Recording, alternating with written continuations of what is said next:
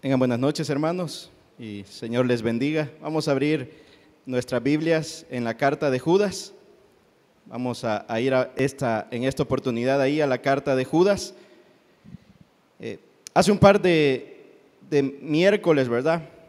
Estuvimos estudiando un par de mensajes aquí en la carta de Judas, y en aquellos días hablamos de una figura literaria que Judas utiliza en repetidas ocasiones a lo largo de su carta para presentar sus argumentos. Dijimos que esa figura, si usted recuerda, bueno, algunos me dijeron que era de la música también, así que se les quedó fácil, ¿verdad? Se llama tríada, ¿verdad? Y eso significa tres elementos que están conectados entre sí. Entonces, en el versículo 1 y 2, usted recuerda, encontramos una tríada que nos hablaba de la identidad de los cristianos. Y vamos a ver ahí, para recordar y conectar lo que vamos a hablar esta noche, Judas nos decía en los primeros dos versículos que el cristiano debe estar seguro de su identidad. Y él usa tres palabras para describir la identidad de los cristianos en los primeros dos versículos. ¿Cuál es la primera palabra que aparece, hermano? Para describir la identidad del cristiano. Llamados, dice en primer lugar. En segundo lugar, ¿qué más dice? Santificados. Y en tercer lugar, ¿cuál era la palabra? Guardados, ¿verdad? Guardados en Jesucristo. Entonces Judas nos presenta este diagrama, ¿verdad? Esta triada de palabras que nos identifican como cristianos. Usted y yo hemos sido llamados por Dios a ser parte de su reino. Estamos siendo santificados, ¿verdad? Estamos en este proceso de crecimiento en el que Dios nos ha apartado para Él. Y estamos guardados por el poder de Jesucristo y por el poder de Dios Padre. Luego, en los versículos 3 y 4, descubrimos cuál era el propósito central por el cual Judas escribió esta carta, ¿verdad? En los versículos 3 y 4 nos dimos cuenta que Judas escribió para desafiar a los hermanos a librar una batalla. ¿Pero por qué era esa batalla, hermanos? Por la verdad. Judas dice: quiero escribirles para que batallen por la verdad que una vez ha sido dada a los santos. Esta verdad, vimos tres aspectos de ella. Primero, le ha sido confiada al pueblo de Dios, ¿verdad? Es un tesoro que Dios ha puesto en nuestras manos. En segundo lugar, vimos que la verdad está bajo fuerte ataque por un grupo de individuos, de personas que se han inmiscuido, ¿verdad? Que se han colado encubiertamente. Y en tercer lugar, mirábamos que esa verdad debe ser defendida, que debemos estar dispuestos a batallar ardientemente por esta verdad y a contender por ella para defender este tesoro que Dios nos ha entregado. En este pasaje que vamos a leer esta noche, que es la continuación de estos que hemos mencionado, Judas escribe una tríada de ejemplos negativos, podríamos decir. Tres personajes o tres grupos que han estado conectados a la apostasía. La apostasía quiere decir apartarse de la verdad. Conocían algo de la verdad de Dios, algunos muy profundamente, otros por causa de la naturaleza, como vamos a ver, pero habiendo conocido esta verdad de Dios, deciden apartarse de ella y vivir a su propia manera. Él utiliza tres ejemplos nefastos, podríamos decir. Y lo más importante para nosotros es que les prestemos atención para no cometer los errores que ya se cometieron o que estos grupos en algún momento llegaron a cometer. Así que vamos a leer esta noche el versículo 5 al 7 de la carta de Judas y vamos a ver estos tres ejemplos que Judas utiliza para ponernos al cuidado de no repetir estos errores. Dice el versículo 5: Mas quiero recordaos, ya que una vez lo habéis sabido, que el Señor, habiendo salvado al pueblo, sacándolo de Egipto, después destruyó a los que no creyeron. Ese es el primer ejemplo. Versículo 6: Y a los ángeles que no guardaron su dignidad, sino que abandonaron su propia morada, los ha guardado bajo oscuridad, en prisiones eternas, para el juicio del gran día. Entonces el primer ejemplo nos habla del pueblo de Israel al salir de Egipto. El segundo ejemplo nos habla de unos ángeles, un grupo de ángeles que no guardó su dignidad, que abandonaron la morada que Dios les había preparado. Versículo 7. Tercer ejemplo, como Sodoma y Gomorra y las ciudades vecinas, las cuales de la misma manera que aquellos, habiendo fornicado e ido en pos de vicios contra naturaleza, fueron puestos por ejemplo, sufriendo el castigo del fuego eterno. Entonces Judas nos presenta estos tres ejemplos negativos de personas o grupos que han hecho una apostasía, se han apartado de la verdad.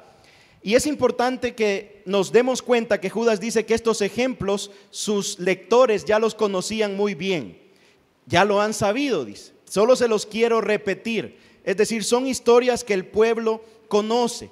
Y para interpretarlas adecuadamente, entonces debemos encontrarlas registradas en la historia del pueblo de Dios. Es decir, son historias que ellos conocían muy bien y que habían sucedido en el Antiguo Testamento. Quiero que vea este pasaje ahí en la pantalla, 1 Corintios 10. Pablo le dice, está hablando de ejemplos del Antiguo Testamento, y él nos dice, todo eso le sucedió para servirnos de qué a nosotros, hermano, de ejemplo, ¿verdad? Estas experiencias que vamos a narrar, estos tres sucesos de los que vamos a hablar, también son un ejemplo y han quedado escritos, ¿para qué, hermano? Para nuestra advertencia. Estas son advertencias que Judas le escribe a los cristianos que están dispuestos ya a batallar por la fe. Ahora los cristianos saben cuál es su identidad, saben lo que Dios ha hecho en ellos. Dios los ha llamado a batallar por la verdad, pero Judas les dice, tengan cuidado de no caer en estos errores. Tomen estos ejemplos y tomen esta advertencia muy seriamente en sus vidas. A nosotros, decía Pablo, nos ha llegado el fin de los tiempos. Por lo tanto, si alguien piensa que está firme, tenga cuidado de no caer. Entonces dice el apóstol Pablo, estos ejemplos tómenlos como advertencias y tengan cuidado, aun si ustedes creen que están firmes. Aunque usted crea que es muy espiritual, aunque usted crea que está muy avanzado en el camino de la fe, tenga cuidado de no caer. Tome estos ejemplos seriamente y consideremos esta advertencia que Judas realiza a cada uno de los cristianos a los que escribe su carta. Comencemos entonces con el primero de esos tres ejemplos que Judas relata, y es el ejemplo de los israelitas incrédulos. Ese es el primer ejemplo que Judas nos va a presentar. Está en el versículo 5, miremoslo nuevamente. Mas quiero recordarles, ya que una vez lo habéis sabido, que el Señor, habiendo salvado al pueblo, sacándolo de Egipto, después destruyó a los que no creyeron. Hermanos, este grupo de personas, el pueblo de Israel, ustedes saben, tenían ¿cuántos años de esclavitud? 400 años. Tenían 400 años de estar clamándole a Dios que los liberara. Finalmente Dios les ha levantado un libertador que es enviado para rescatar al pueblo de la esclavitud en Egipto. Dios los rescata mostrándoles su gran poder. Pero no solo eso, cuando Dios los rescata, Él demuestra su superioridad sobre todos los dioses de los egipcios. Y eso es importante, porque en la época en que los judíos vivían, en medio de todas estas culturas, cada cultura tenía sus propios dioses, y cuando iban a una batalla, el concepto en la cabeza de cada persona era que los dioses iban con ellos a la batalla, y que por lo tanto cuando un imperio derrotaba a otro, los dioses de ese imperio se estaban imponiendo sobre los dioses del otro imperio. Entonces, cuando Dios se presenta por medio de Moisés para liberar al pueblo, Él quiere demostrar que Él es superior a todos los dioses que los egipcios habían creado, de todos los dioses que los egipcios habían clamado para que los salvara, para que los rescatara de aquellas plagas. Dios demuestra que Él es más grande, que Él es el único Dios verdadero y poderoso. Sin embargo, cuando el pueblo va a enfrentar a los de la tierra prometida, esos son otros dioses. Y entonces están atemorizados que el Dios que los ha sacado de Egipto no pueda derrotar a este nuevo imperio, a los cananitas que habitaban aquella tierra. Ahora, quiero que veamos un video que resume bastante bien las 10 plagas y cómo cada plaga estaba derrotando o humillando, digamos, a uno de estos dioses que los egipcios tenían. Así que vamos a ver el video de lo que Dios hizo para librar a este pueblo. Las 10 plagas de Egipto y sus dioses. En el libro de Éxodo tenemos la historia del pueblo judío siendo liberado de los egipcios por medio de Moisés y las 10 plagas enviadas por Dios. Pero ¿sabías que esas 10 plagas representan a dioses que adoraban los egipcios? A continuación nos enteraremos de cada uno de ellos. Número 1. La sangre en el río Nilo. El dios Num. Siendo que este río tenía la protección de Num, hombre con cabeza de carnero, fue inundado de sangre, provocando que fuese completamente inservible y eliminando toda clase de vida que había en él, mostrando así que el Dios de Moisés era más poderoso. Número 2. La plaga de las ranas, la diosa Eket. Esta diosa era una mujer con una cabeza de rana, representaba la fecundación y la reencarnación. Siendo Dios el único que tiene dominio sobre la vida y la muerte, a esta diosa le fue desechado su poder en cuanto Dios sobrepasó los límites de su dominio. Número 3. La plaga de los piojos. El dios Heb. Este representaba al dios de la tierra. Cuando fue mandada esta plaga a Egipto, Dios dijo: golpea el polvo de la tierra y se convertirán en piojos, demostrando que la tierra tenía un solo Dios y ese era el Dios de Moisés. Número 4. Las moscas. El dios Kepri. Esta plaga se piensa que solamente eran moscas, pero según estudios fue una plaga de algunos insectos, como tábanos, moscas y escarabajos, que eran representados por Kepri, que según su mitología era el dios de la vida eterna. Sin embargo, al tener un poder mayor que él, Dios nos muestra que él es el único que tiene la vida eterna a través de Jesucristo. Número 5. La peste del ganado. La diosa Hathor. Mitad mujer, mitad vaca, esta diosa protegía la ganadería y era conocida como la Señora de las Estrellas, destruyendo su soberanía y haciendo descubierto que Dios es el que hizo los cielos y las estrellas con una sola orden. Número 6. La plaga de las úlceras, dios Imhotep. Según la mitología egipcia, este era el dios de las sanidades y las curaciones, que no pudo responder a esta plaga que enfermó a todos los egipcios, mostrando que solo Dios tiene el poder para sanar, ya que Él es nuestro sanador. Número 7. La tormenta de granizos, dios Set. Una tormenta muy larga, con rayos, truenos, lluvia torrencial y granizo fue enviada para destruir la adoración de Set, que era el dios de las tormentas y la protección de las cosechas, mostrando así el poderío de Dios en la plenitud de los cielos. Número 8. La plaga de las langostas, la diosa Isis. Esta era la protectora del cultivo contra las langostas y de la fertilidad de la tierra, conocida también como la Reina Madre. Fue destituida de su poder por Dios al no poder detener esta plaga, haciendo así que todo el cultivo se perdiera. Número 9. La plaga de las tinieblas, el dios Ra. Cubriendo completamente en tinieblas Egipto, todos sus sacerdotes pedían porque el dios Ra, dios del sol, con cuerpo de hombre y cabeza de halcón, que eliminara la oscuridad, pero no fue así, ya que Dios es el único con poder de traernos de las tinieblas a la luz admirable. Número 10. La plaga de la muerte, el dios Anubis. Este dios con cabeza de chacal, o lo que aparentaba un perro negro salvaje, protegía de la muerte a los faraones egipcios. Sin embargo, una vez más, Dios muestra su omnipotencia a través de la derrocación de este dios. Estas 10 plagas representan la derrota de los dioses egipcios. Dios hizo manifiesto todo esto en Éxodo 12:12, y ejecutaré mi juicio en todos los dioses de Egipto, confirmando así su grandeza en voz del pueblo de Israel. Ahora sé que Dios es más grande que todos los dioses. Éxodo 18:11. Entonces, hermanos, básicamente lo que Dios hace a través de cada una de las plagas es derrotar a uno de los dioses de los egipcios. Yo me imagino a los egipcios cuando están ahí en medio de las tinieblas clamándole al dios Ra para que el sol aparezca, el dios del sol, pero ese dios era incapaz. Y por eso al final Éxodo dice: Dios es más grande que todos los dioses de los egipcios. Él es el Dios verdadero, el Dios poderoso. Esta es la verdad que Dios le había revelado a su pueblo de Israel. Ellos claro que conocían los dioses de los egipcios, claro que ellos vieron cómo los egipcios clamaban a sus dioses para que los salvara de las plagas. Ellos vieron cómo su ganado no se había enfermado y el ganado de los egipcios sí.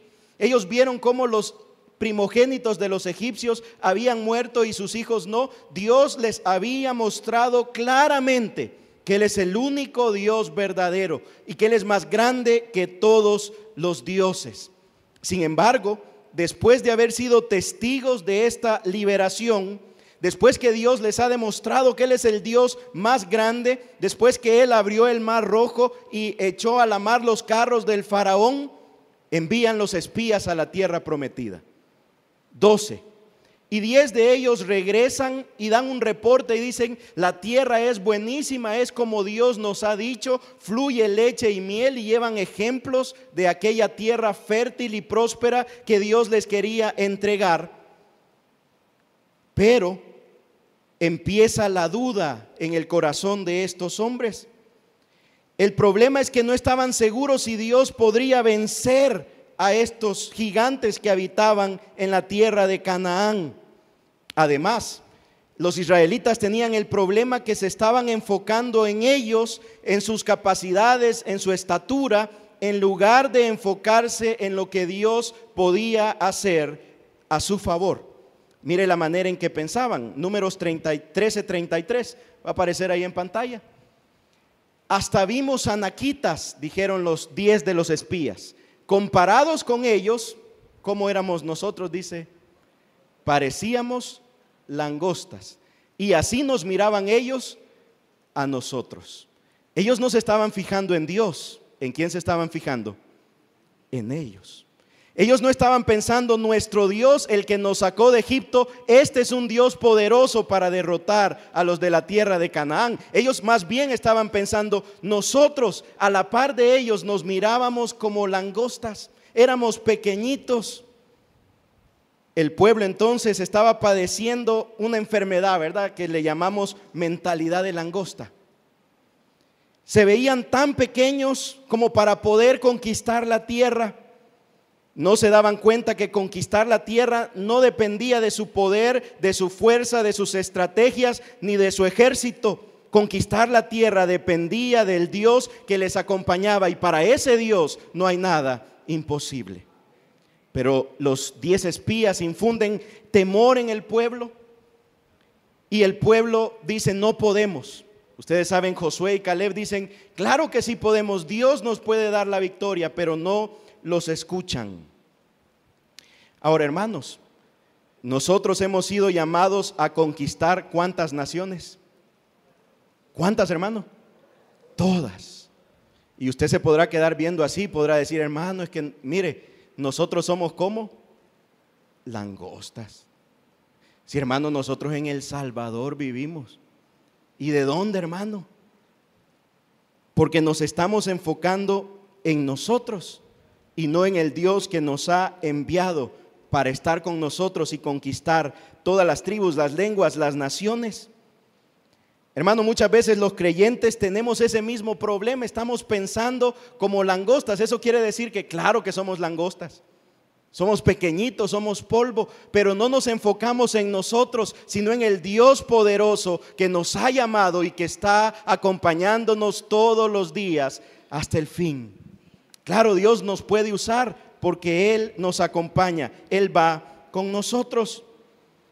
Pero el pueblo se enfocó en su incapacidad y por lo tanto no le creyeron a Dios. Y esa es la primera de las apostasías de las que Judas entonces nos está hablando. Mire, el veredicto de Dios también va a aparecer ahí en pantalla, Números 14. El Señor entonces le dijo a Moisés y a Aarón: ¿hasta cuándo han de murmurar contra mí esta perversa comunidad? Ya he escuchado cómo se quejan contra mí los israelitas. Así que diles de parte mía: juro por mí mismo que haré que se les cumplan sus deseos. Los cadáveres de todos ustedes quedarán tirados en este desierto. Ninguno de los censados mayores de 20 años que murmuraron contra mí tomará posesión de la tierra que les prometí. Solo entrarán en ella Caleb, hijo de Jefone, y Josué, hijo de Nun. El veredicto por la apostasía de estas personas había sido contundente. Fueron entonces destinados a vagar 40 años en el desierto, y todos los mayores de 20 años no pudieron entrar a la tierra prometida, porque no creerle a Dios tiene severas consecuencias en nuestra vida. Y el primer ejemplo que Judas dice es: no sean como los israelitas, no duden de Dios. Como nos decía el pastor, ¿verdad? ¿Qué le dijo el Señor en el canto? Nunca te he fallado. No dude que Dios nunca le va a fallar. No dude de las promesas de Dios. Créale a Él y aférrese a las promesas de Dios. Y no se mire como una langostita, sino mire al Dios que le ha llamado. Pero en segundo lugar, hermanos, Judas utiliza otro ejemplo. Y ese es el ejemplo de los ángeles que no guardaron su dignidad. Los ángeles que no guardaron su dignidad. Mire una vez más el versículo 6.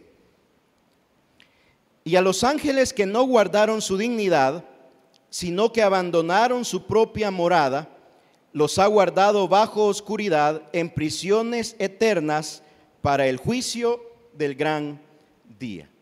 Judas entonces, hermanos, habla de un grupo de ángeles que habían estado en la presencia de Dios, habían estado sirviendo a Dios, habían conocido la verdad de Dios, y Dios les había dado una posición privilegiada. Podían servir delante del trono de Dios y eran sus mensajeros para cumplir los propósitos del Señor. Tenían una posición de alta estima. Sin embargo, estos ángeles, dice Judas, no guardaron su dignidad y abandonan las moradas y deciden una vez más cometer apostasía, apartarse de la verdad, entrar en rebelión en contra de Dios. La pregunta es: ¿quiénes son estos ángeles? Obviamente, ¿verdad? ¿Y qué falta han cometido? Hermanos, responder esa pregunta me ha tenido leyendo mucho y estudiando mucho, y no es fácil. Es un texto que podríamos llamar un texto oscuro. Y hermanos, sobre ese pasaje hay maestros de las Escrituras muy respetables que tienen opiniones diferentes. Así que lo que yo voy a hacer nada más es mencionarle las tres cosas que se han dicho de ese pasaje, porque hay tres explicaciones de quiénes son esos ángeles que Judas menciona. Estas tres, bueno, vamos a verlas ahí. La primera explicación de estos ángeles nos dice que ellos son unos ángeles de un episodio desconocido, es decir, que no está registrado en ningún otro lugar de las Escrituras. Sin embargo, esta es la explicación menos creíble, porque cuando Judas comienza este pasaje y esta triada, él dice que el pueblo conoce bien lo que estos ejemplos que ha mencionado. Entonces eran un ejemplo del conocimiento del pueblo, y ellos entendieron perfectamente de quiénes Judas estaba hablando. Así que esta es quizás la postura menos acertada de lo que estos ángeles pueden significar. La segunda explicación, hermanos, es que estos ángeles se refieren a la misma caída de Satanás y el tercio de ángeles que fueron parte de la rebelión, a los que Dios expulsó del cielo, ¿verdad?, en su momento por esta rebelión, cuando Satanás quiso llegar al trono de Dios y fue expulsado. Esta es una interpretación bastante aceptada por buenos maestros de la Biblia, pero el principal argumento en contra de ella es que si usted mira el pasaje, Judas dice que los ángeles de los que está hablando, ¿cómo están ahorita, hermanos? Ahí mire usted el pasaje. Están guardados en prisiones eternas, esperando el día del juicio. O sea, parece ser que Judas dice que estos ángeles específicamente han sido reservados en una prisión y que van a ser traídos a juicio en el momento del juicio final. Entonces ese es como el argumento que se usa en contra de esta interpretación, porque obviamente cuando pensamos en Satanás no pensamos en él como que está en una prisión bajo oscuridad. La Biblia dice que él es un león rugiente que busca a quien devorar, ¿verdad? O sea, tiene bastante libertad, podríamos decir, aunque obviamente perdió mucha de ella cuando Jesús venció en la cruz del Calvario.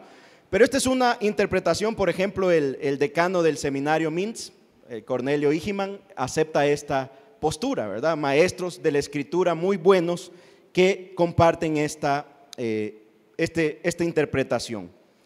Y la tercera interpretación es una interpretación complicada para nosotros, digamos, y básicamente dice que Judas se refiere a un grupo de ángeles que tomaron mujeres, hijas de hombres, y que procrearon con ellas. O sea que a eso se refiere este pasaje, ¿verdad? Es una interpretación también aceptada por varios maestros y comentaristas bíblicos, como por ejemplo el pastor John MacArthur, ¿verdad? Entre otros estudiosos de la Escritura. Brevemente le explico por qué se habla que estos ángeles pudieron o tuvieron una relación con las hijas de los hombres o con seres humanos y procrearon hijos.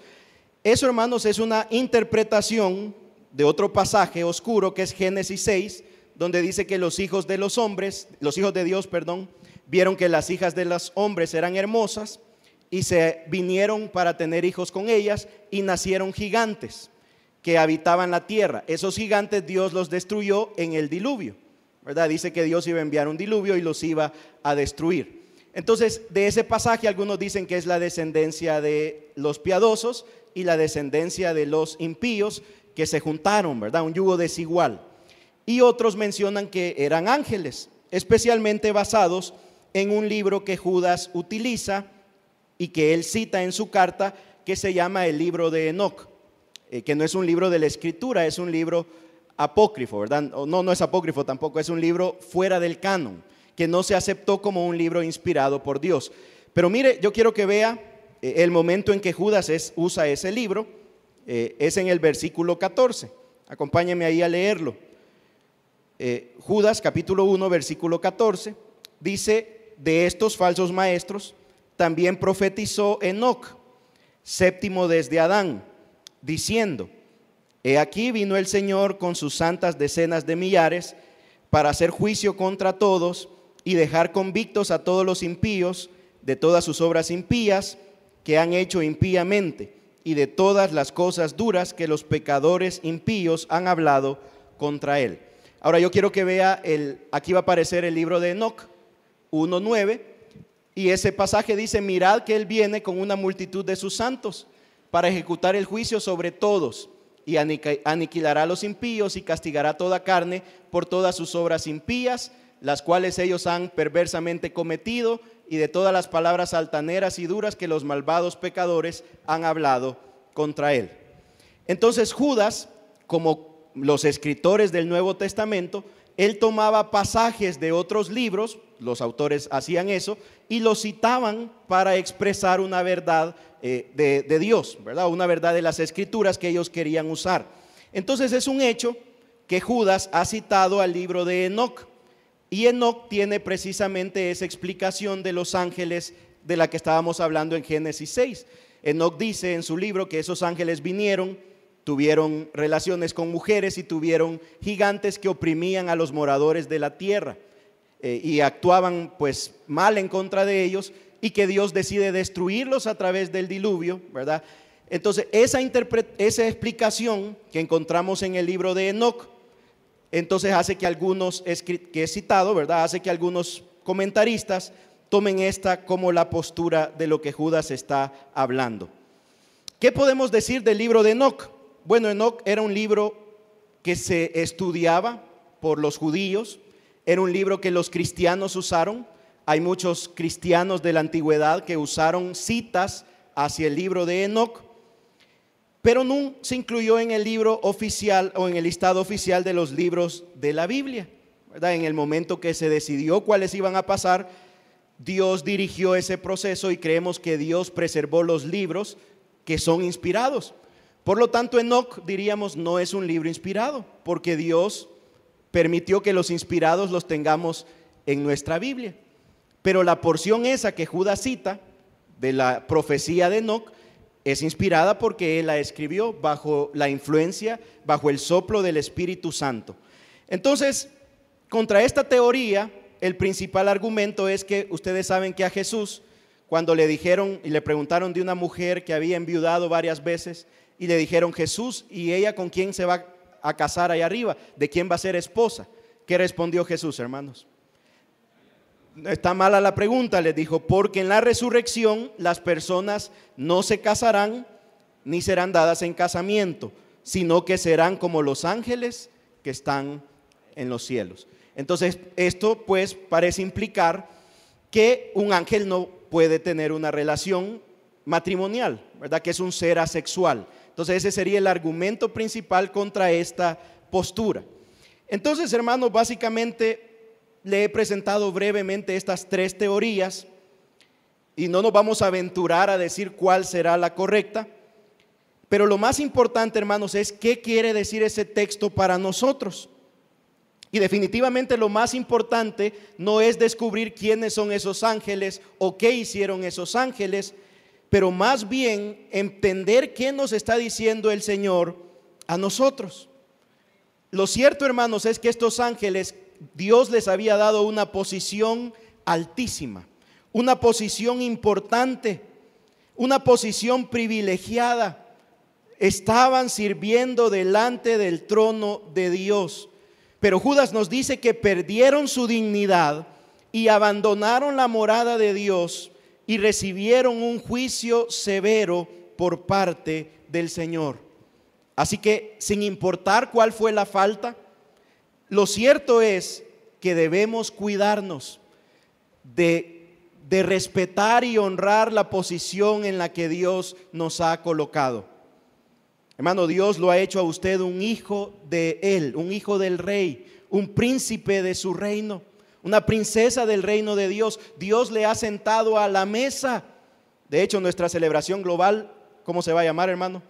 Embajadores. ¿Qué lo ha hecho Dios a usted, hermano? Un embajador. Dios le ha dado una posición privilegiada, le ha hecho un embajador del reino de Dios en el lugar en que usted está. Él le ha puesto en una alta posición, y el problema de estos ángeles fue que, teniendo esta posición tan alta, no les importó y vivieron como mejor les parecía y cometieron la rebelión, cualquiera que haya sido esta, y no quisieron tomar en cuenta el alto regalo que Dios les había dado. Hermano, cuidémonos de honrar lo que Dios nos ha dado. Si Dios le ha dado una familia, cuídese de honrar a Dios con esa familia que le ha dado, ese privilegio que le dio de ser padre, de ser madre, ¿verdad? De ser hijo. Si Dios le ha hecho un embajador de su reino, cuídese de cuidar eso que Dios le ha dado cuando va a su trabajo, a cualquier lugar al que entra. Usted es un embajador del reino de Dios. Entre honrando ese ministerio que Dios ha entregado en sus manos. Ese es el principal mensaje que aprendemos acá de este versículo. Pero veamos entonces el tercer ejemplo y veamos el versículo 7. Versículo 7.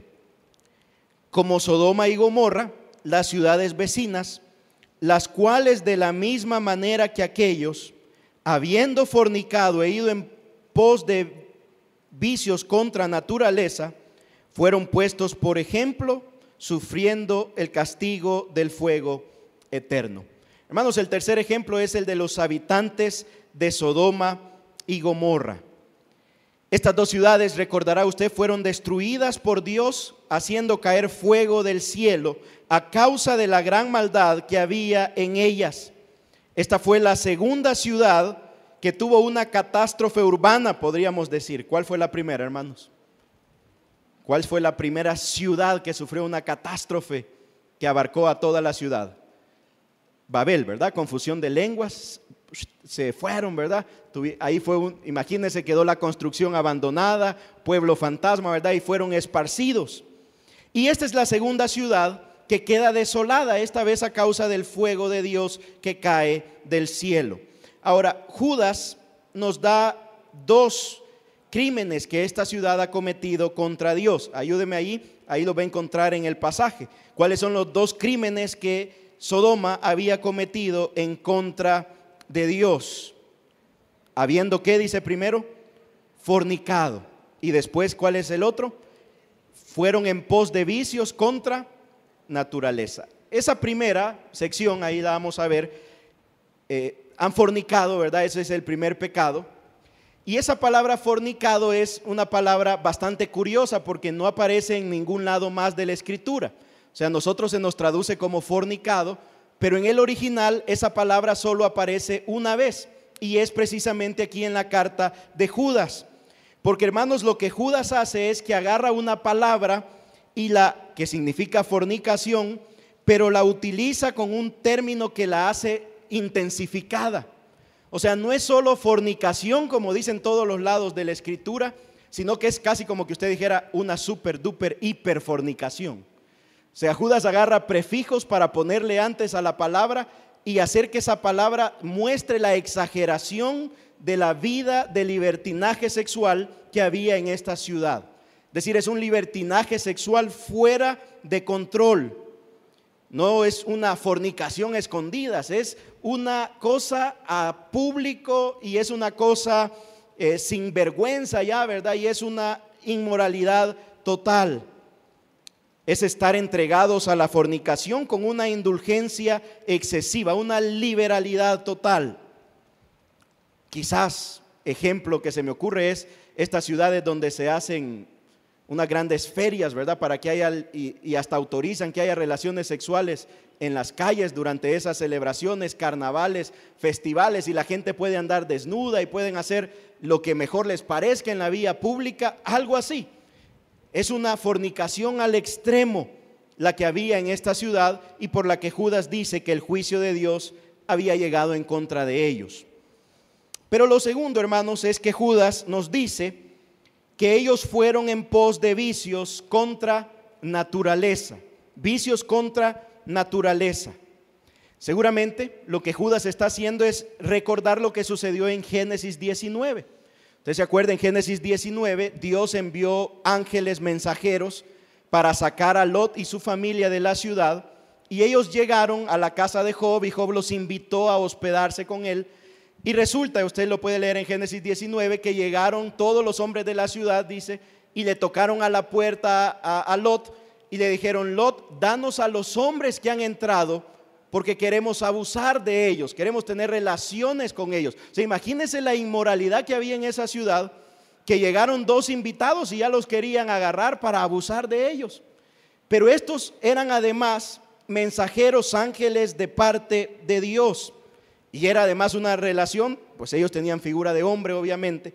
Usted recordará que Lot hasta les dijo: les puedo dar a mis hijas, pero no hagan esta maldad contra los hombres que me están visitando. Entonces era una maldad, era un vicio contra naturaleza. Y ahí es donde ellos se convierten en apóstatas, porque la naturaleza claramente dice cómo es una relación sexual. La naturaleza claramente solo hay hombre y mujer, ¿verdad? Y genéticamente están definidos los dos, ¿verdad? En genética estudiamos ahí con los muchachos, una niña dice XX, le dicen, y un varón XY, y eso no cambia. Por más que la persona diga: no, pero es que sí, pero sos XY ahí adentro, así que sos varón, porque eso es genética. Y entonces dice Judas, ellos están yendo contra naturaleza porque están rompiendo la verdad que Dios tan claramente les ha revelado. Es una revelación clara a través de lo que Dios ha creado y la forma que ha creado. ¿Quiénes pueden procrear? Un varón con una mujer. Es clara la verdad de Dios, revelada a través de cómo Él creó las cosas. Pero los hombres de Sodoma y las mujeres de Sodoma van en contra de la naturaleza, por eso se han hecho apóstatas. Porque la revelación general de Dios, que está clara para ellos, ellos no la han tomado en cuenta y están viviendo a su propia manera. Ahora, Sodoma, hermanos, es usada por varios escritores para advertir al pueblo acerca de la seriedad de los juicios de Dios. Yo quiero que veamos un pasaje del profeta Ezequiel, donde Ezequiel está hablando contra la ciudad de Jerusalén. Él está acusando a Jerusalén de ser una ciudad infiel y de ser adúltera. Pero en este pasaje Ezequiel ¿verdad? Hablando en nombre de Dios, compara a Jerusalén con Sodoma. Pero imagínense, él les dice, ni Sodoma hizo tantas maldades como la que tú estás haciendo aquí en Jerusalén. Ni aún con toda la maldad que había en Sodoma, ellos no llegaron al extremo que ustedes, el pueblo de Dios, aquí en Jerusalén y en el templo de Dios, lo que han hecho, han sido infieles a Dios, se han apartado de la verdad de Dios y han llenado de altares a otros dioses el templo de Jehová. Entonces él les dice, ni siquiera Sodoma cometió una maldad tan grande. Mire Ezequiel capítulo 16, también va a aparecer ahí, 16:48, aquí va a aparecer en la NBI, dice, yo el Señor lo juro por mí mismo, ni tu hermana Sodoma, ni sus aldeas hicieron jamás lo que tú y tus aldeas han hecho. O sea, ¿qué le está diciendo el Señor? Están peor, ¿verdad?, que los de Sodoma. Ni ellos actuaron como ustedes lo están haciendo. Versículo 49. Tu hermana Sodoma y sus aldeas, y lo que yo quiero es agregar aquí por qué más Sodoma fue juzgada, pecaron, y aquí aparecen otros pecados de esta ciudad. ¿Qué más había ahí, hermanos? Soberbia. ¿Qué otra dice ahí? Gula, ¿verdad? Ahí en la NBI, ahí dice saciedad de pan, ¿verdad? En la Reina Valera, aquí dice gula. ¿Qué más había, hermano? Abundancia de ocio, dice ahí, y aquí la NBI dice apatía. Y había también, dice, indiferencia hacia el pobre y al indigente. Versículo 50. Se creían superiores a otras y en mi presencia se entregaron a prácticas repugnantes.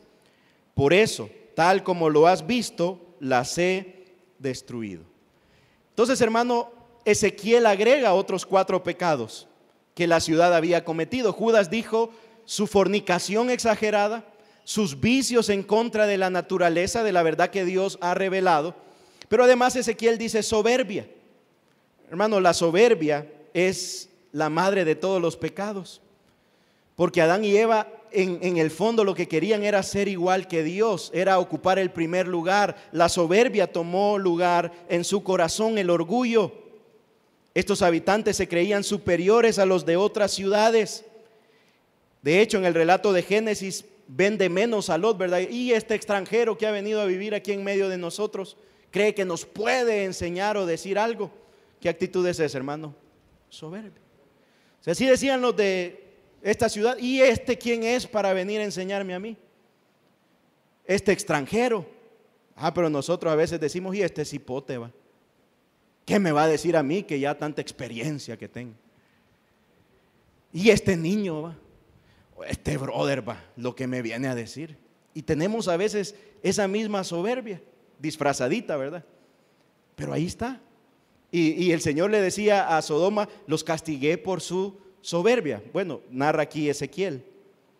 ¿Qué más? Gula o saciedad de pan. Aparte del cuidado de la salud, ¿verdad? Que es un tema de la gula. El problema principal, hermanos, es que ese es un deseo egoísta que busca satisfacción. ¿A dónde, hermano? En la comida. ¿A dónde está el éxito de la vida, hermano? En comer. ¿De qué se trata la vida? Dice alguien que tiene gula. De comer, ¿verdad? Es un pecado que nos se vuelve en idolatría, porque ahí el ídolo, ¿quién es ya? La comida. Imagínense, hermano, que los romanos narra la historia que se pegaban el banquete y para poder seguir comiendo iban, vomitaban y ya regresaban vacíos para poder seguir comiendo. Imagínense la locura, pues. Qué buena la pizza, ¿verdad? Voy a ir a vomitar para seguir comiendo más pizza. O sea, es así de extremo. Esa es la gula, es una creencia que nuestra vida va a estar satisfecha en la abundancia de comida, bebida y en librarnos o liberarnos en esas áreas. Aparte, como dije, de los problemas de salud. Tercero, apatía. Es la apatía, que es una palabra que indica ociosidad, descanso, quietud y reposo. Ahora, ¿está mal reposar, hermano? No. Pero cuando el reposo se convirtió en el pan diario, entonces sí, ¿verdad? Si ya no se levantó de la hamaca ningún día, entonces ya hay un problema, ¿verdad? Si está descansando 24/7, como que es cajero automático, pero en descanso, ¿verdad? Ahí hay un problema. ¿verdad? Dice la Escritura, el que no trabaja, que no coma, pues, porque no se ha ganado ni el pan que merece comer. Entonces es una manera de reposar que honra a Dios. Cuando usted toma sus vacaciones puede honrar a Dios en el reposo, o puede deshonrar a Dios y convertir ese reposo en pecado, que era lo que había sucedido en esta ciudad. Y el cuarto pecado que le señalan es indiferencia hacia el pobre y el indigente. Hermanos, estos ciudadanos tenían suficiente comida como para pecar con la gula. Porque, hermano, yo quizás quisiera pecar con la gula, pero no alcanzó la comida, ¿verdad? Ya no hay, me dice. Pero estos tenían para seguir comiendo, o sea, era abundante su comida. Pero a la vez había a su alrededor personas hambrientas, pobres, indigentes, que no tenían pan para llevarse a su mesa. Y ellos preferían pecar en la gula que compartir la comida con los que la necesitaban. Como a veces dicen ahí en las casas, ¿verdad? Come, hijo, que hay otros que no tienen ni qué comer. No desperdicies la comida. Algo así, pues ellos desperdiciaban la comida, tenían gula, mientras al mismo tiempo había pobres e indigentes en medio de ellos. Ahora, este pasaje de Ezequiel lo he traído especialmente porque, hermanos, normalmente pensamos en Sodoma y lo que se nos ocurre de inmediato es la inmoralidad sexual. Claro, fue uno de los pecados. Pero Ezequiel le dice al pueblo de Israel, y él ni le menciona la inmoralidad sexual. Él le recuerda que estos pecados también son graves a la vista de Dios. Y alguien podrá decir, no, hermano, yo nada que ver con eso de la inmoralidad sexual. Sí, pero ¿y la soberbia, la gula, la indiferencia hacia el pobre, el exceso de ocio? Esos son pecados que Dios también mira con severidad y que ha de juzgar, como dice aquí el profeta Ezequiel. Entonces concluyamos esta noche. Judas nos ha dado 3 ejemplos del pasado, de los cuales debemos aprender que Dios siempre juzga la apostasía. ¿Qué dijimos que era la apostasía, hermano? Apartarse de la verdad. No importa si eran judíos, si eran ángeles o si eran gentiles, porque fueron los judíos, los ángeles y los gentiles de Sodoma. Pero todos tuvieron que enfrentar el juicio severo de Dios. Hermano, esto debe hacernos reflexionar en la importancia de cuidar la salvación tan grande que Dios nos ha regalado. Israel fue rescatado de la esclavitud en Egipto, contempló el gran poder de Dios, y de la misma manera usted y yo hemos sido rescatados de la esclavitud al pecado. Y eso no sucede sin el poder de Dios transformando los corazones. Hermano, ese milagro es más grande que las 10 plagas. Que Dios quite un corazón de piedra y ponga un corazón de carne para que le podamos creer y correr a Él para salvarnos. ¿Está usted depositando toda su confianza en nuestro Señor Jesucristo? ¿Está poniendo en primer lugar su reino? Porque está seguro que todo lo demás le será añadido. Los ángeles fueron colocados en una posición privilegiada. Le servían a Dios en su trono, eran sus mensajeros. Y sin embargo, deshonraron el privilegio que habían recibido. ¿Está usted honrando los privilegios que Dios le ha regalado? Los puestos de honor en que Dios le ha colocado. En su casa, en su trabajo, en la iglesia, como un embajador. Y los habitantes de Sodoma y las ciudades vecinas, que habiendo recibido la revelación general de Dios, se apartaron del diseño y vivieron a su manera. Pecaron de otras formas, como leímos en Ezequiel. Usted y yo hemos recibido el Espíritu Santo para poder romper con las cadenas del pecado. Estamos despojándonos del viejo hombre, vistiéndonos del nuevo. Estamos creciendo y madurando en nuestra vida cristiana. Ese es el llamado también para cada uno de nosotros. Ahí donde está, quiero invitarle a que pueda cerrar sus ojos e inclinar su rostro.